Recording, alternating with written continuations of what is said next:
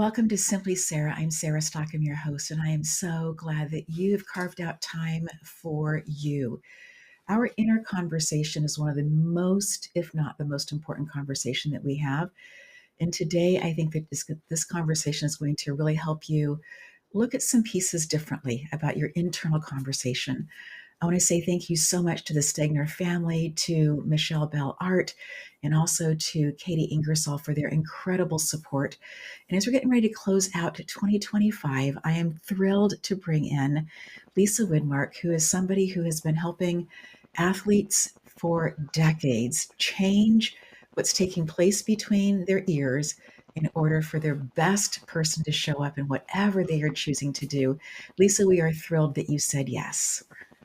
Thanks so much for having me, Sarah. I love your show, and I hope we're going to have an excellent conversation today. We are. Lisa, how did you get to the place that you are a sports psychologist for the layman's terms? How did you get into that place of doing what you do? Because I think that you might be somebody who was looking at what was taking place and saying, there's got to be a better way. In college, I started out as a psychology major, and I think partly because of the program I went through, that clinical psychology didn't light my fire. And then I met someone in a chance meeting on an airplane who introduced me to sports psychology, and it was not a field yet. So back in the 80s, there was a tennis coach named Vic Braden who was starting to work with the mental side of the game. And this is slightly before the inner game of tennis came out. Right. And just working with athletes, saying there's, especially at higher levels, there's more to it than the physical. Right. That everyone gets to a level where they have the physical skills. Mm-hmm. And what makes the difference, well, between winning and losing, I suppose, is your mental skills. And so at the time, there were 2 programs starting in the entire country. Mm. And one of them was at the college that I was already going to. So I said, all right, sign me up for that. How wonderful, first of all, to have that incredible experience of sitting next to somebody on an airplane and to have this conversation that totally changes the trajectory of your life's work. Mm-hmm. How amazing is that? It's ethereal in the fact that you guys are in the sky, right? But it's just so remarkable that you were open to the conversation and that person was in a good mood and willing to share also.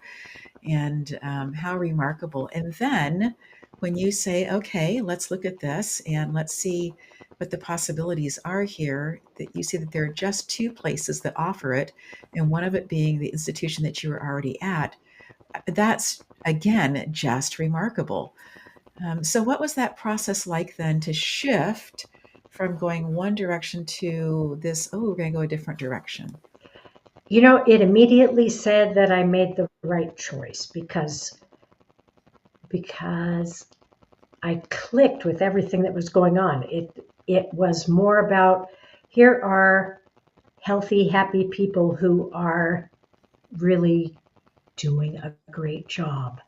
And they want to do even better. And they're willing to put in the work because it is work. I mean, you know, any type of counseling, therapy, coaching, the client is the one who actually has to do the work. You know, you're guiding them through the process, mm-hmm. exposing them to different techniques, but they're the ones who have to do the work. And as you might be familiar in clinical psychology, some clients are not ready to do the work, right? Even though they come to counseling. Mm-hmm. I find in sports psychology, 95+% of them are ready to do the work. Mm-hmm. They're like, if this is going to help me, I'm going to do it. Yeah. And for me, that just makes it a lot more fun. Working with people who are healthy and want to be at their absolute best is a ton of fun. There's just a special energy that goes along with that. I was going to say vibration, but it's an energy because they are doing the physical part. They are working out. They are considering how they can move into places at their absolute highest. at their absolute best. And yes, there is the physical coach, but then you come alongside as this mental coach, as this, let's look on the inside and see if there are stumbling blocks in there that we could possibly have conversations about and look at with different techniques, potentially move through those in a different way. When you are talking with somebody who's brand new coming in to work with you, what are some of the things, Lisa, that you like to kind of explore? So every client is different. They come into the situation with a complete different history. So I spend some time just, this is who I am, this is what I do, connecting with them. And I think the fact that I'm not 25 helps, because people are a little more relaxed. That they know that I'm not judging them in any way if they get ready for their athletic performance in some way that they think is crazy. I've heard that before, and it's Yes. not great. It's not crazy. And then, um, what do you want to have happen? Mm. Is, I think, a really important question, that it's not the same for everybody. And then digging deeper on that. So if, let's say, a baseball player says, I want to play in the major leagues. Mhm. Okay. And then what does that mean for you? Well, then my mom would be proud of me, or then I would make a bunch of money. And I'm like, and what would that mean for you? And just digging down into what they want to have happen, Mhm. and what that really looks like. Because sometimes you'll get to something really interesting where they're like, oh, well, then I can have fun, or then I'll have a bunch of money, and and you find out what their real motivations are. Mhm. I've heard of someone talking about kind of going the 7 layers of that. And, why Mm-hmm. is that? Why do you want that? Why is that important to you? And the first time that I was having this conversation with somebody, they kept asking me that. I was a little irritated, like, haven't I given you enough? Isn't that specific enough? And yet Mm-hmm. afterwards realized that, wow, what we were doing is we were moving off all of the bark to get down to the center of the tree where the beauty was, right? Of Mm-hmm. what was it really that I was after? And have thought, wow, that was painful for me in the process, but yet so eye opening, um, to be in that space, to be able to have that aha. And I think that that's one of the greatest gifts that you give in that initial conversation of what is it that you really want. And because making mom happy is an important thing, but why is that important? And Right. do a lot of good with a lot of money. Why do you want a lot of money? Mm-hmm. And even just when you were explaining when you went through it, and it was a little uncomfortable but eye-opening, Yes. I get chills. And so I get to do that all the time with clients, that they're figuring something out, and you can see them figuring it out, and you're like, oh, well, that's why I want to do this. And you're like, and I love being part of that process. Mm. I used to be a school teacher, so I taught middle school science for 10 years. And teaching inquiry-based science, that is the best part, where you see a 12-year-old discover electricity. Yes. You give them a couple of wires and a battery and a light bulb, and Yep. they play with it until they make the light bulb turn on, and they understand a circuit, but they're also like, I did this. Right. I figured it out. And really, they did discover it, Yeah. because you didn't give them any, now do this, now connect this here, now put this there, and then you will see the light come on. And they're like, it doesn't mean anything that way. And when people discover things on their own, it's just so much more powerful. It is. Going to the classroom, I remember taking onions, right? For myself as a student, and then later on as a teacher in the classroom, taking onions and be able just to pull off just a little bit of it and put it under a microscope. Or if you had magnifying glasses that were hard, strong enough to be able to see that there was something more there, and just the there's another world, right? Case of, here are some things, and try it, see what you see. And along those lines, we brought in things. We're doing seeds, second grade, doing seeds. We have them in the window. We have the clothesline, and everybody has a little baggie, and we put a little soil in there, and they get to plant their bean seeds in there, and all is, we've done the whole thing. They're up there. So the next day I say, hey, well, that same day, tomorrow, if you want to bring in anything that you want to, any kind of cutting, we're just going to do the, hey, do you think this is going to grow or not? So I bring in a cutting of a tomato, and I'm certain it's not going to grow. My hypothesis is this is not going to grow. And within days, we had roots, and it was just so exciting because I really didn't think it was going to grow as an adult. And here, the kids were like, "Yeah, I don't know, not really sure." But that was my still. So as adults, we can still have these ahas of, "Don't think it's going to work," and then, "Oh my gracious, it does," and it sticks with you. It stays. That brings up when we would do parent night, and I'd set up experiments around the room. Yes. And I thought it was, so kids could show their parents, look, this is what I learned, and this is what you can do with this. Yeah. And so many of the parents didn't get to do those things as kids, and the parents were completely into the experiments. They were there looking at the pond water under the microscope. They were doing chemistry experiments, and they're like, well, we don't want to switch to go to another classroom now. We want to stay here and play. Right. and getting to be part of that discovery that other people are doing is really gives me a charge. Yes. And you use the word play here. We're going to give a plug for after our commercial break that you have done something with the word play that is going to be coming out very, very soon. So this is a great place for us to take a quick break, and then we're going to come back and talk about playing some more. Okay, great. This is Michelle. She teaches women how to forgive the people who betrayed them, not by asking them to talk about it, but by helping them express it through art. She's an art therapist and the creator of The Art of Forgiving, a class that turns emotion into expression. No therapy jargon, no pressure to explain, because forgiveness isn't about the other person. It's about setting yourself free. This is Michelle, and this is The Art of Forgiving. Are you ready to enrich and deepen your relationship with the spirit world and increase your knowledge of the shamanic journey? Then this is for you. The first step of the shamanic journey is to discover your power animal. This process allows you to step into spirit's energetic field where they share their aspect of the divine's power. And as a result, you begin to realize the significance of their sacred power and what it means to you personally.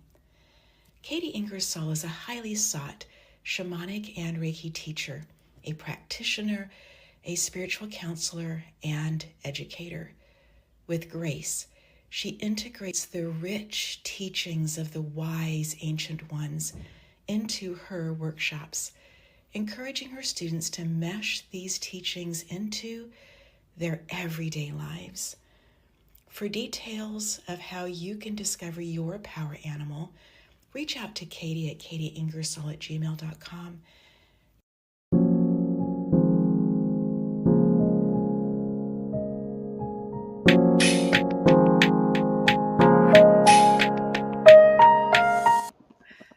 Lisa, I am loving this conversation. There's just so much energy about it that's just so positive. Tell me about the word play and how that's important in the things that you're working on right now.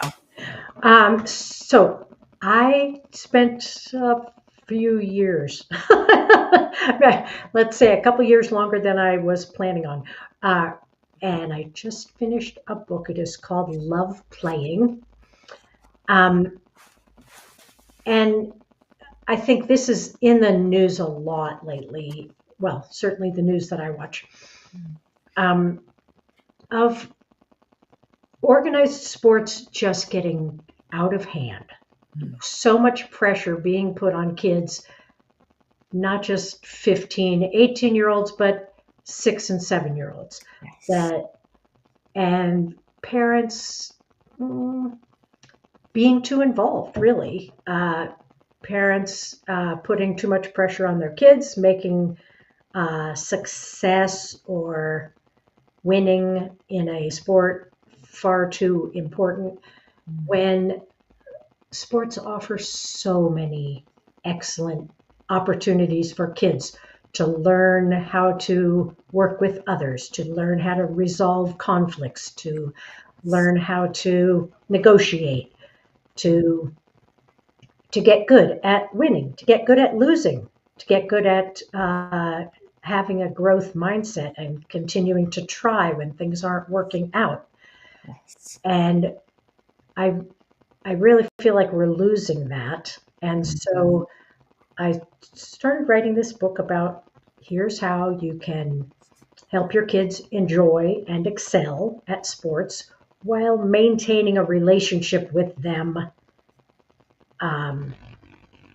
Well, really building a relationship with them that will last the rest of your lives.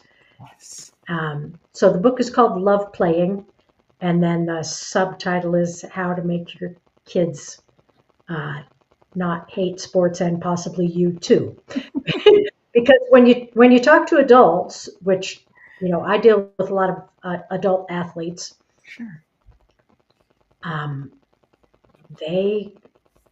Some of them don't even talk to their parents, and it's because of their sporting experience as kids.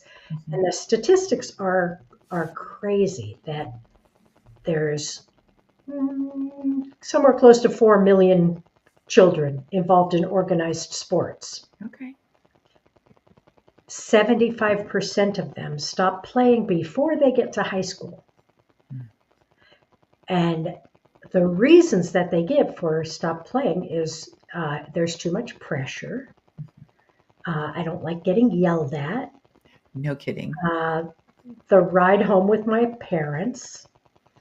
So things that parents can easily see these issues and make some changes. And so I try to address 10 or so different issues, and here's what you can do right away. And most of it is, parents calming down and taking a step back and letting kids play.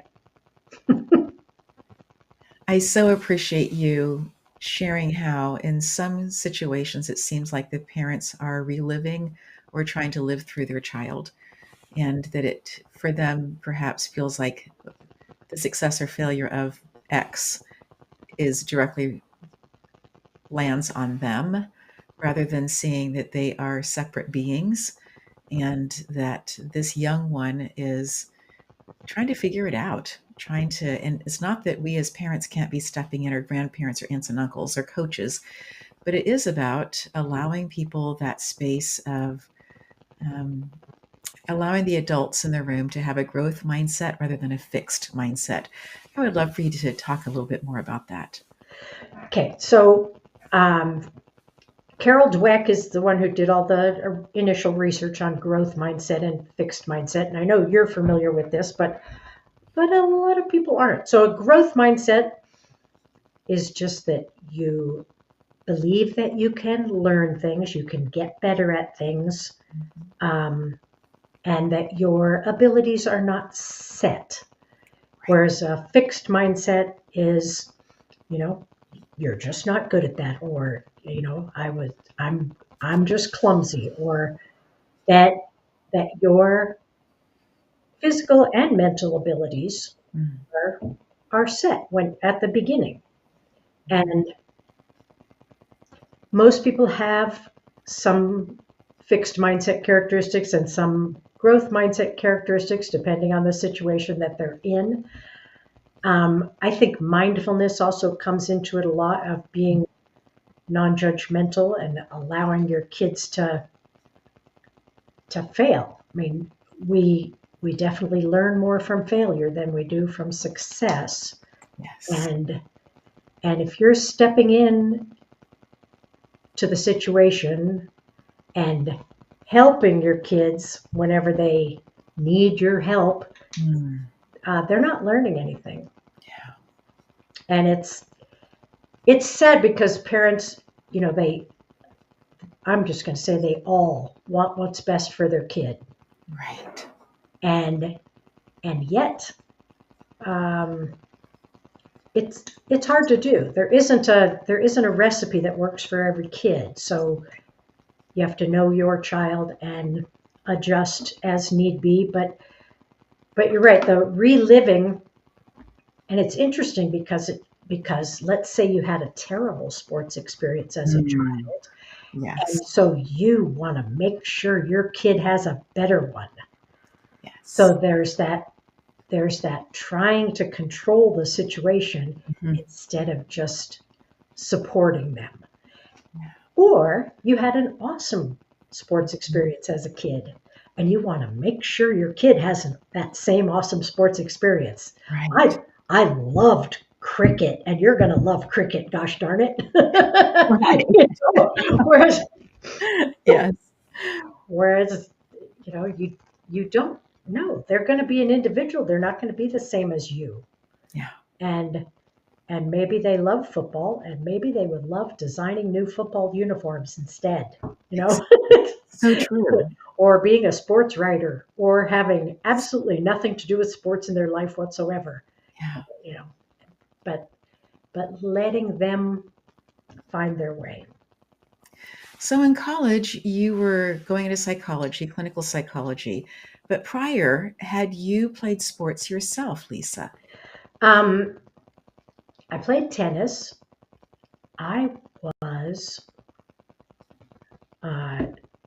so not competitive. I feel like I'm a little more competitive now, and I work with super competitive people all the time. Right.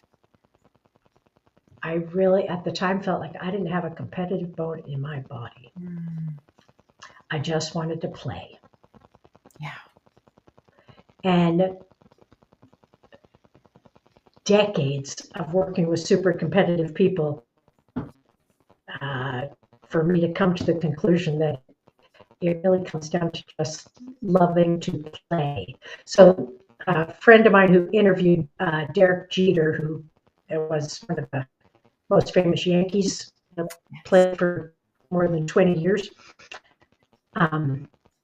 asked him, why do you do better in the postseason than you do in the regular season? And he said, oh, postseason's more fun. And so no matter how competitive you are, you're going to do better if you're having fun.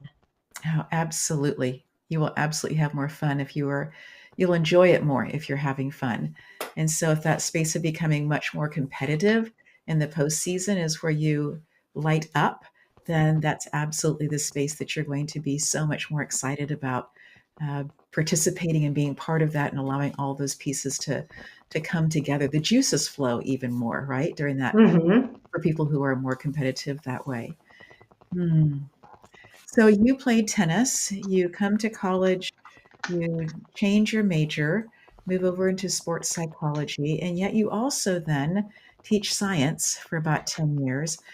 What was the point that you said, I am going to put both of my feet into the world of sports and mindset and sports psychology because I know that I can make a difference? It was really when I finished raising my kids and I didn't need to, I could just have fun doing sports psychology and not have to worry about paycheck. Because it's a job that I would do for free. And so I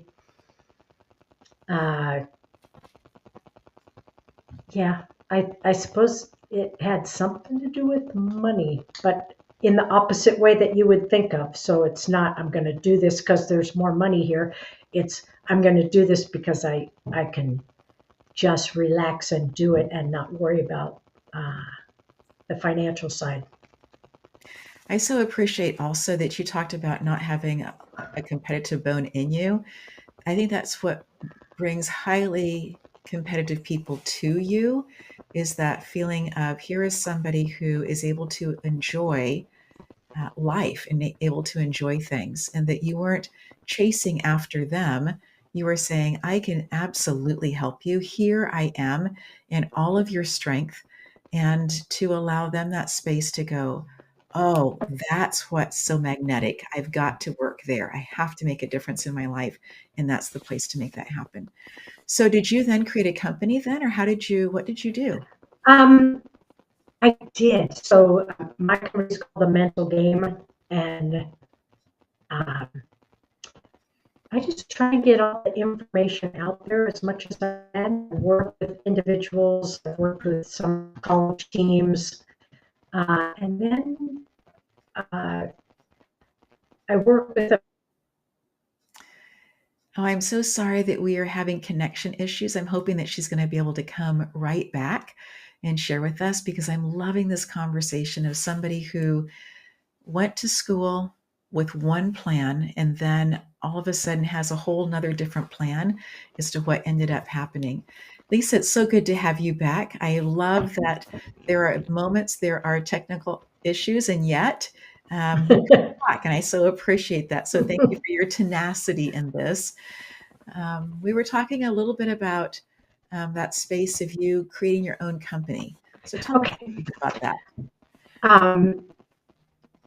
Okay, hopefully that wasn't on my end. All my things look like they're performing well, but I'll keep an eye on it. So my company is The Mental Game, and I just try and get information out there to as many people as I can that's going to help them perform in whatever arena they're working in. So a lot of it is athletics, competitive sports, but I've worked with several professional poker players, business executives, singer-songwriters,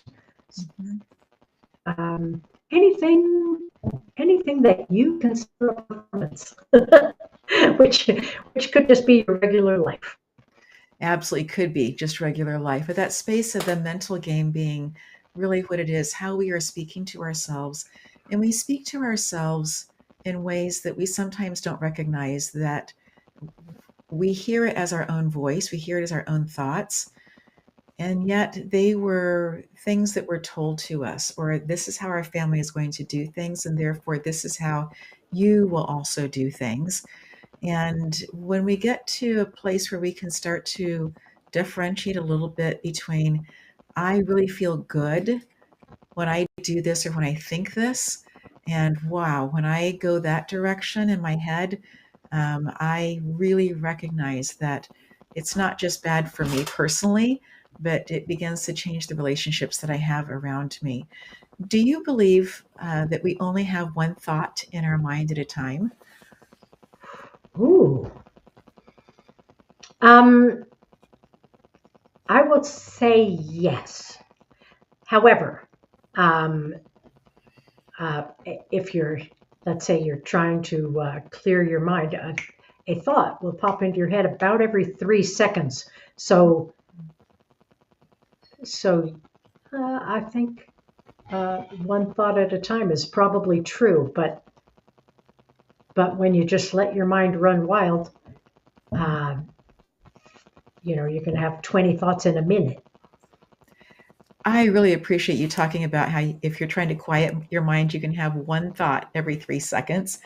I remember people telling me, oh, this is just so easy. You meditate. This is what you do. And I was like, my brain is a freight train. There is no, just sitting and being quiet. I have at least a thought every 3 seconds. And so one of the things, I did a series on Instagram called Give Me a Minute, of just how to different ways you can meditate for 60 seconds. And I'm like, it doesn't seem like very long, but if you actually can quiet your mind for 60 seconds, then you have overcome 20 random thoughts that pop into your head, which is a lot. That is so, so, so true. A thought every 3 seconds. Yes. Thank you for validating that for me. Lisa, as you work with people who are singer-songwriters, they are top athletes, they are in business, they are poker players, they are considering what they want to do next with their life. What are some of the pieces that you find are really helpful no matter who the person is, male, female, living on the East Coast, living on the West Coast, something that you find to be something that's just so helpful for everybody. I think it's what we were just talking about. So your self-talk, Yes. that your self-talk is 90 plus percent the same as it was yesterday. And for people who haven't addressed it before, it is mostly negative. True. It is also it's a habit, and it's True. very much under your control. So if you start by noticing it and then make a big list of positive things that you could say to yourself, which for a lot of people, it helps to say, what would you say to your best friend, or what would you say to your child? I like that. And just make a big list of anything. Mm-hmm. You know, Sarah, you dress beautifully. You make a terrific peanut butter and jelly sandwich. You are always kind and thoughtful, and you speak very cogently. So things that, and for most people, the things that they do well, they take for granted. Yes. So they assume that if I can run a 5-minute mile, and I'm trying to work on getting that down by X number of seconds, Mm-hmm. they don't give themselves credit for the 5-minute mile. Exactly. Yeah. You know, or I go to work every day. Mm-hmm. They're like, well, of course I go to work every day. Everybody does that. I'm like, no, they don't. No, not everybody does. So giving yourself credit for, well, to start with, for everything. Just, way to get up today, or Yes. whatever you do. You know, you let someone in on the freeway. That was really nice of you. Yes. Sort of just to start changing that mindset where you're being so judgmental of yourself, and you could say, you know, I'm a good person. I'm doing a pretty good job. Yeah. And I like picking about a half a dozen of those nice things to say to yourself, and you say them preferably out loud at least 6 times a day. So put sticky notes around your environment. Uh-huh. That there's one of mine. Love that. Thank you. And just so that you remember to be nice to yourself, to be encouraging, to be accepting, to not judge so much. And I think with people who haven't explored it before, they're like, oh, well, then I'm just being too easy on myself. I'm going to get soft, and I'm not going to try as hard. And it really doesn't work that way. No, it doesn't. Lisa, are you of the mindset that starting off the morning, having a quiet time there, a time of this is how I'm setting myself up for the day, that can be helpful? 100%. And starting with, before you get out of bed, what am I looking forward to today? Oh, I like that. Just, I like to think of 3 things, but one will do, of just, you know, a lot of people, as soon as they wake up, they're like, oh no, I have to do this, or I'm worried about this happening, or they check their phone and then all is lost. So just when you wake up, before you get up, and just say, you know, what am I looking forward to today? It's that space that Derek Jeter was in, right? At the postseason of, I'm looking forward to this. This is fun. So you're setting yourself up for the day of, this is fun. This is something I'm looking forward to. I asked about the one thought. John Mitchell has written a book. He's working with University of Texas in Austin. He's working with their sports. He's not from the sports world. He's from the business world, and then just began to really understand some different things based on Napoleon Hill's Think and Grow Rich. Mm-hmm. And that whole process of what is it that we're thinking about. And he talks about the piece, one of the pieces for me is a takeaway is when I recognize that I have a negative thought, I choose to replace that with a positive thought. And so that's one of the things that I say in the morning is that just when I'm recognizing that I'm like, whew, whatever happens to be about, that I can change that thought, I can recognize it, and I can begin to look for a different point of view, and it doesn't mean that I necessarily am excited about that other point of view, but it's a different point of view. It's a way of looking at it from a different angle and having a And so for me, that's one of the spaces of moving from a fixed mindset, pushing more into that happy space of a growth mindset in the past, this is how I thought about things. I'm open to the possibility of thinking about things or seeing things through very different eyes. And maybe that will change how I think about things in a positive way. But I'm the one who gets to decide how far into that I want to go. If I step my feet into an area that I'm thinking about and I'm like, that's not getting me where I want to be, or I'm not feeling really great about that, using our emotions just as a barometer, not as a, is this good or bad, but just as a barometer in that space, and then deciding, do I want to push further into that or not? Using agency as a really positive piece in our life as adults. I'd love to hear your thoughts. I love that, Sarah, and that the thought that popped up that you say, oh no, this is happening, is primarily habit. That Yes. it does come from some belief system, but that may have come from something someone told you as a child that True. isn't necessarily true now. Right. And then that creates that negative thought. And to say, if you can put that pause on before that thought leads to, oh no, now I'm worried about this and Yes. you go down that rabbit hole to say, let's pick a different thought. How about if I said, something else about this situation? And then if people are having trouble with that, I find what's helpful is to ask a question.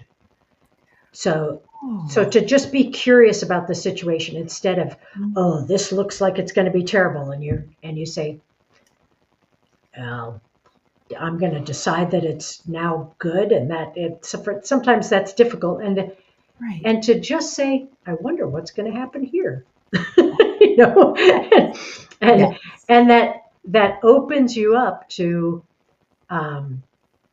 something's going to happen here. I really don't know what it is yet. I don't know if this is going to be bad or good. And I don't really have to decide, because eventually we get to a place where things aren't good or bad. They just are. Yes. And no matter what they are, that's what we have to deal with. Mm-hmm. And so to say, I wonder how I'm going to handle this, or I wonder how this is going to turn out. And Yes. I think the curiosity, it's weird. Curiosity always seems more positive than negative. I agree with you. It really does. And that space of asking a question also gives the brain an opportunity to go do something. I find that my brain wants to be active. It wants to be problem solving all the time. And when I ask a question, it can then start problem solving and looking at things from lots of different points of view, rather than when I'm looking at that, I'm like, ooh, I'm not sure that this is a good place, right? There's also a philosophy that I was told years ago, and I heard Darren Hardy on Darren Daily this morning talk about that space of just believing that everybody is doing their very best. That place that the people that you're meeting, that they are on their game, that they are doing well, that they are out for your good, that they're not there to be damaging your future. And Mm-hmm. the first time I heard that, I was like, oh, I don't need to be worried about everybody out there. I can just allow conversations to happen. I don't need to be manipulating them. I don't need to come into a conversation with a preconceived outcome of what has to happen in order for me to feel like it was worth my time.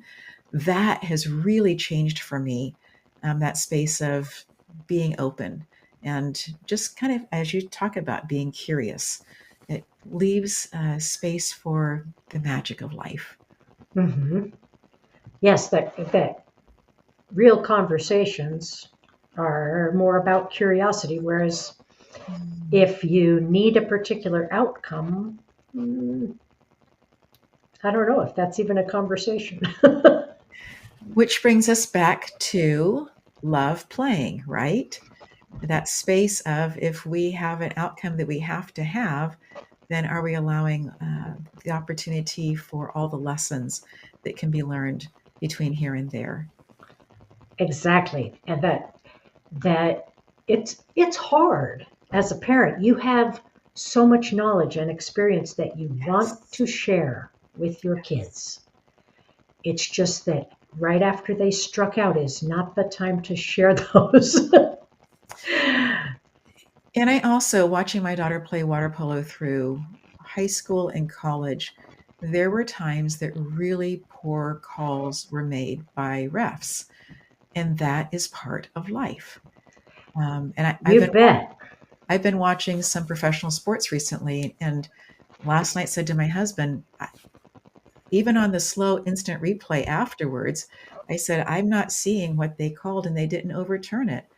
And rather than getting upset about it, that's the way that it is. That's life. Things are going to um, fall in my direction sometimes, or in my daughter's direction when she's playing sports or whatever.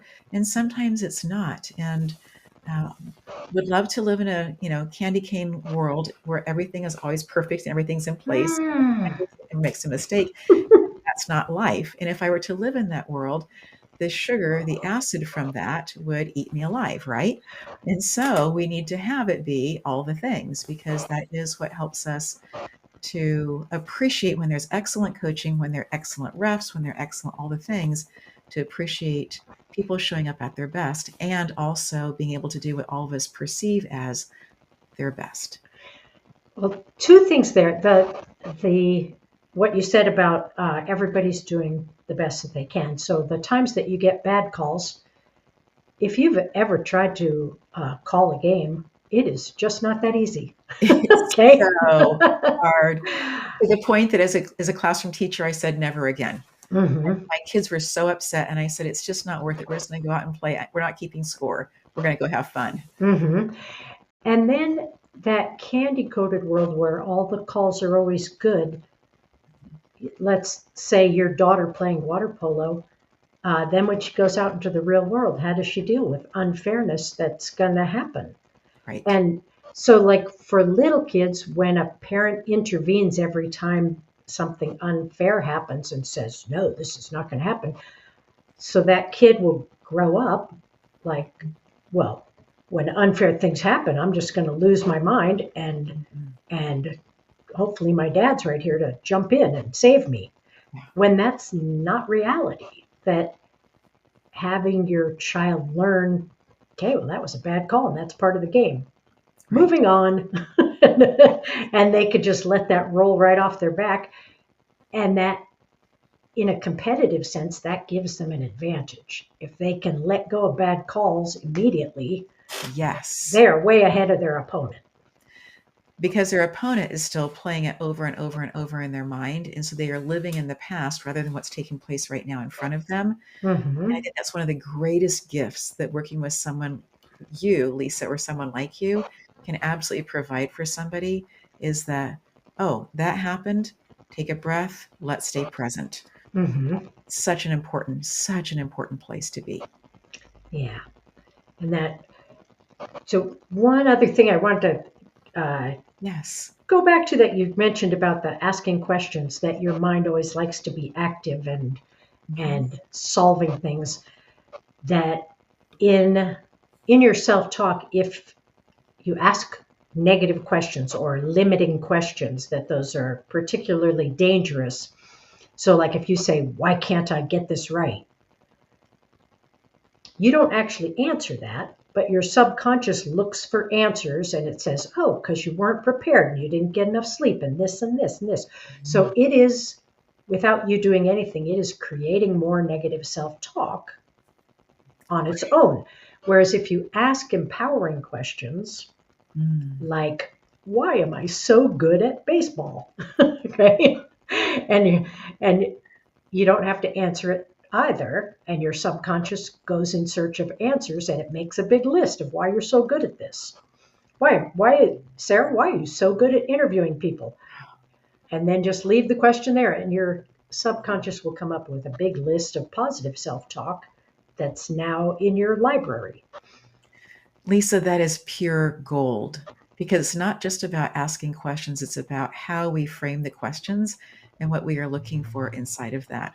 Because if we are looking to degrade ourselves, you're right. Just ask the questions of why am I not good enough?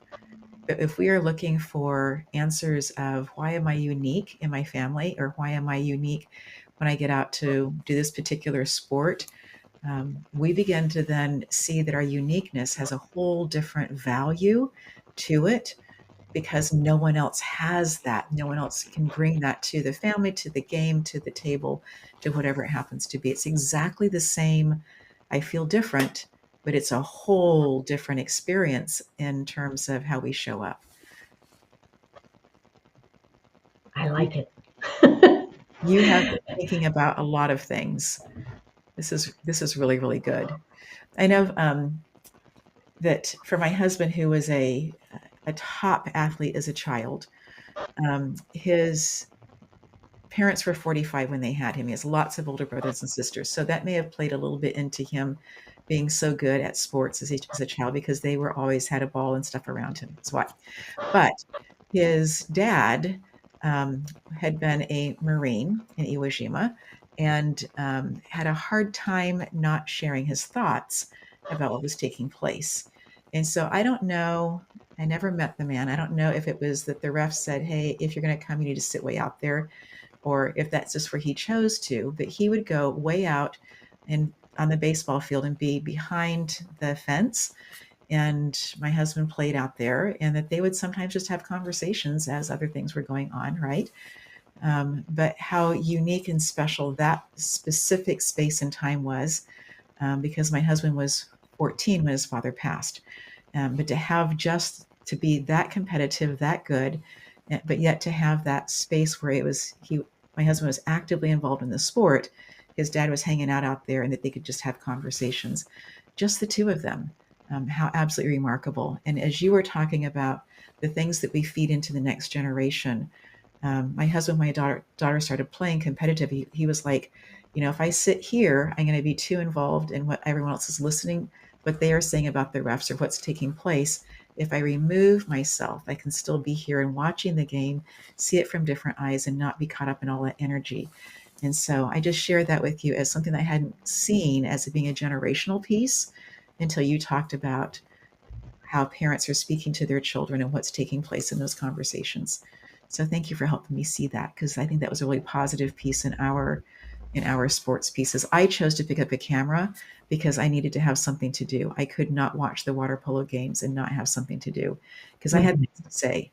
And I wasn't informed. I never played water polo. I just had things to say, and they were not accurate, nor were they weren't helpful at any level. But if I had a camera in my hand, it gave me license to go and do something and watch the game, like literally through different eyes, and allowed me to be there and have candid photos for the other parents. And that was something, that was my way of being quiet and just being present and being Well, present. What's going on. I mean, for most kids, you being there is Yes. enough. Yes. And I love how both you and your husband were so self-aware. That's what the beginning of the book talks about. It's like, figure out what you're bringing to the table and address it, because you're teaching those things to your kids, or you're forcing those things upon your kids, or something. And you can proceed no matter what you're bringing to the table. But both you and your husband, and your husband's dad, Yes, were very self-aware and said, I'm not going to be my best self if I'm sitting next to the dugout, or if I'm sitting next to other parents, I Right. need to go over here and do this. And I don't see that happening as much now. So Yeah. that it's a great place to start of like, what do I need out of this, out of my child playing sports? And Mhm. is that causing a problem? Because it's not about you. It's about them. So true. And then hopefully about your relationship with them. Yes. And that for it to be able to be something that you can build the relationship, that it can be a relationship builder rather than a place that provides a chasm in the relationship. Um, Right, because they can handle bad calls, even a bad coach, yeah.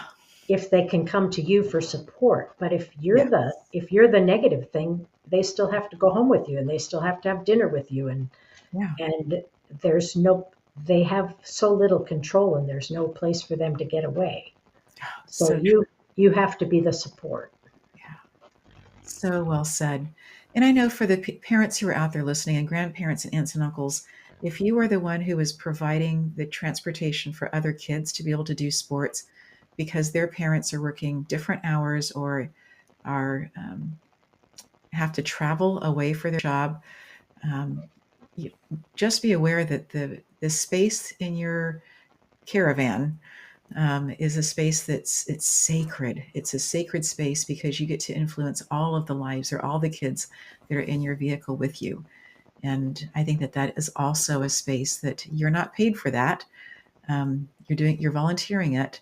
And yes, Mhm. there could be extra long hours because of that, because you were dropping kids off in different places, and yet you were providing such an important instructional piece in those children's lives. Mhm. And when you say instructional piece, sometimes it is, and sometimes the joy of it is just that it's quiet. Or let's go get pizza, or the kids Yes, get to talk to each other, or yes. whatever they happen to need at the time. Oh, so good. So good. I have loved this conversation, Lisa. You've just brought so much joy into this space. I'm so excited about your book that's coming out. Um, and I just think that it's going to be something that's going to help for all the 4 million kids who are playing sports, for their parents to get this book, and for that just to give them a different perspective, a way of saying, yes, I'm going to be feeding really, really good into my child's mind. And if there's been generational issues there, to be able to break those generational issues and allow your child to have such freedom in learning all the different things that they can from playing sports. Are there things that you'd like to reiterate? Um, let's see. You just talked about the book, and, which is awesome.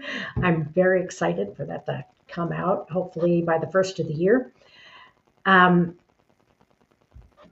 the mindfulness piece, the book really talks about several different things you can do, and suggestions for try this today, try this little piece, do more of this, do less of that. So it has a lot of practical um, things you can just try. You know, try saying this instead of saying that, so that it's not a psychology text. It's very simple. It's very accessible to all sports supporters, so parents, grandparents, aunts, and uncles, of practical things that you can do. And maybe some chapters will speak to you and some won't, and that's totally okay. But I'm just looking to make the whole experience better for the next generation. Mm, I so love that. Love playing. What a great name for a book. I just think that's so wonderful. And then come back just around a little bit about that fixed mindset and moving into the growth mindset. What are some things that people can work on today to help them move into more of a growth mindset? So I think everything starts with noticing, of just notice when when you feel embarrassed. Notice when you feel like you're at the edge of your comfort zone. Notice when you judge yourself, that you are a perfect work in progress. Wherever you are today is fine. And you're doing things to try and get better. And that's really all any of us can do. So cut yourself some slack. And for your kids too, because if, let's say, you were an excellent athlete and you're at your kid's game and your kid is not, maybe they're going to be a Pulitzer Prize winning author, and they stink at bowling. It's okay. and that experimentation, that trying things, that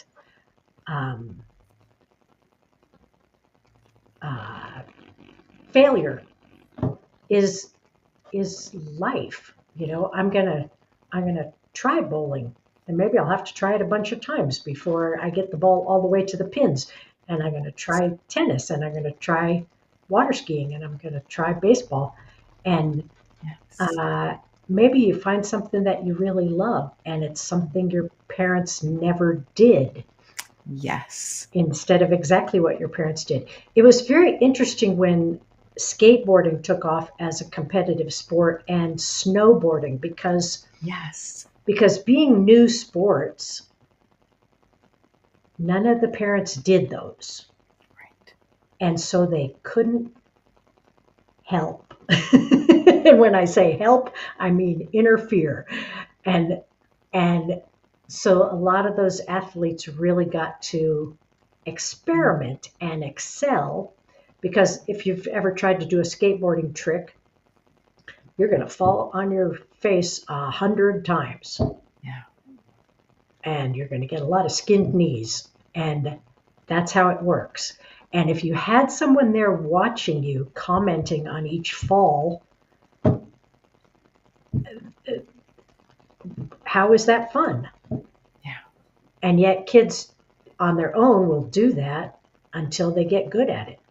Yeah. And it just builds so much character and resilience that it'd be a crime to deny them of that experience. It absolutely would. Lisa, thank you so much for your wisdom, for your joy, for your energy, for this time. I have loved this conversation. Sarah, you are such a delight to talk to. Anytime. Thank you. Thank you. And to our audience, we say thank you so much for being here to the end with us. Thank you so much for taking these thoughts as you look at other kids who are playing sports and as you influence what's taking place around you. Until next time, take great care of you.